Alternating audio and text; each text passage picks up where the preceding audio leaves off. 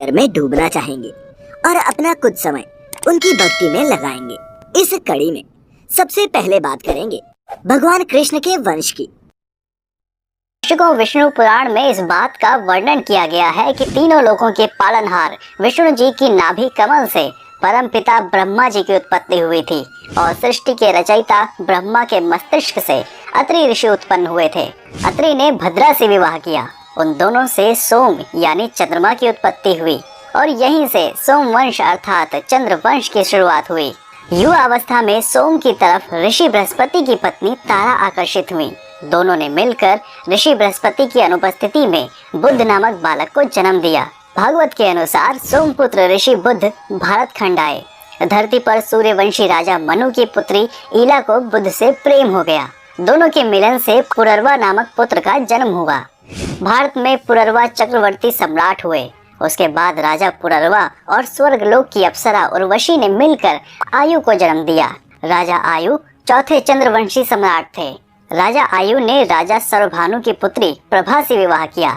इस विवाह से 5 पुत्र हुए जिनके नाम हैं नहुष, छत्रवर्ध, रंभ, रजि और अदेना। बाद में युवराज नहुष सिंहासन के उत्तराधिकारी बने। राजा नहुष ने व्रजा से विवाह किया। रानी व्रजा से 6 पुत्र यति, ययाति, समति, अयति, वियति और कीर्ति और एक रुचि को जन्म दिया। बाद में राजकुमारी रुचि का विवाह च्यवन ऋषि और सुकन्या के पुत्र अपनवन से हुआ। राजा नहुष के ज्येष्ठ पुत्र यति धार्मिक प्रवृत्ति के थे। उनकी राजपाट में तनिक भी रुचि नहीं थी।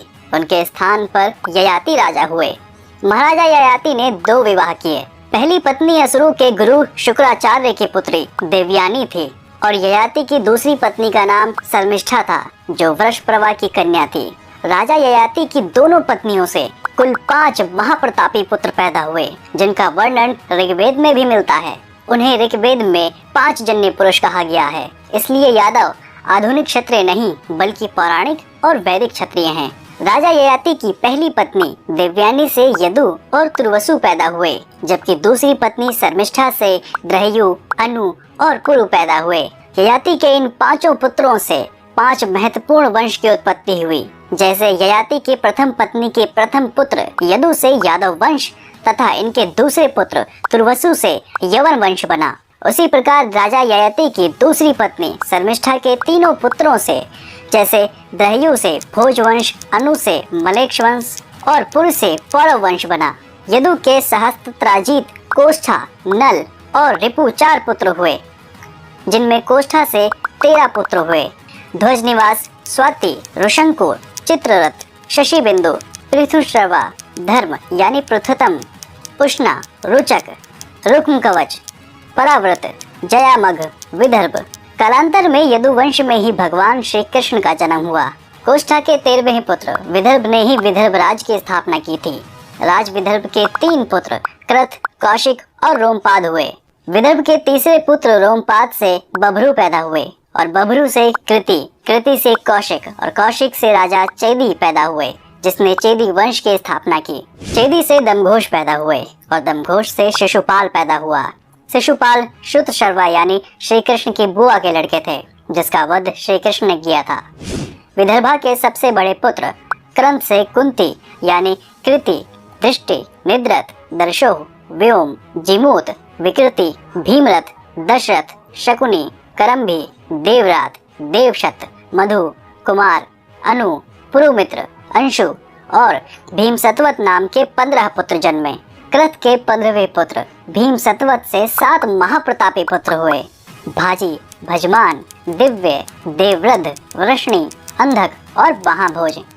इन 7 पुत्रों में से वृष्णि और अंधक अति महान थे। वृष्णि के देवमूढ़ और योद्धाजित नाम के 2 पुत्र हुए। देवमूढ़ की 2 रानियां मदीशा और वैशपर्णा थीं। देवमूढ़ की पहली पत्नी मदीसा से सूरसेन हुए और सूरसेन की पत्नी मारिया से 10 पुत्र और 5 पुत्रियां पैदा हुईं। इनके 10 पुत्रों में वासुदेव सबसे बड़े थे और 5 पुत्रियों में सबसे बड़ी प्रथा यानी कि कुंती थी। जबकि देवमूढ़ और वैशपर्णा से पार्जन्य का जन्म हुआ और पार्जन्य से 9 पुत्र हुए जिनमें नंद बाबा सबसे प्रमुख थे। वहीं भीम सतवत के पुत्र अंधक के वंश में देवकी और कंस का जन्म हुआ। वासुदेव की 2 रानियां रोहिणी और देवकी थीं, जिसमें रोहिणी के गर्भ से बलराम जी का जन्म हुआ, जबकि देवकी के गर्भ से भगवान श्री कृष्ण का जन्म हुआ। उसके बाद श्री कृष्ण और रुक्मणी से प्रद्युम्न, प्रद्युम्न से अनिरुद्ध और अनिरुद्ध से वज्र पैदा हुआ।